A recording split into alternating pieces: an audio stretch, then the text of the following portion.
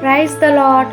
ఈ దిన దేవుని వాగ్దానము, మనమింకను పాపులమై ఉండగానే క్రీస్తు మన కొరకు చనిపోయెను. రోమీయులకు రాసిన పత్రిక 5వ అధ్యాయము 8వ వచనము. లోకం మంచి వాళ్ళని ప్రేమిస్తుంది, మంచి వాళ్లకు సహాయం చేస్తుంది.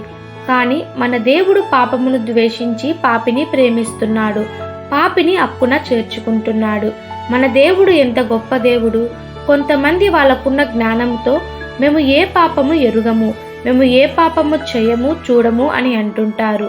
అయితే నేను పాపములో పుట్టాను, పాపములో నా తల్లి నన్ను గర్భము ధరించింది అని దావీదు అంటున్నాడు. పాపులను రక్షించుటకు క్రీస్తు యేసు లోకమునకు వచ్చెను, అట్టి వారిలో నేను ప్రధాన పాపిని అంటున్నాడు పౌలు గారు. ఈ యొక్క దినాలలో పాపమును గురించి హెచ్చరించి బోధిస్తే ఎవరు మిగలరు.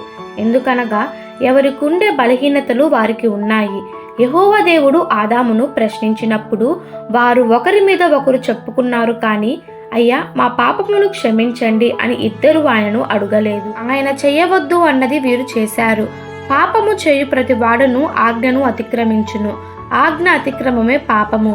తక్షణమే మన పాపమును ఒప్పుకోవాలి. ఆయన నమ్మదగిన వాడు, నీతిమంతుడు.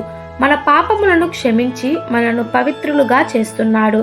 మనము పాపము చేయలేదని చెప్పుకుంటే మనలను మనమే మోసపుచ్చుకుంటాము.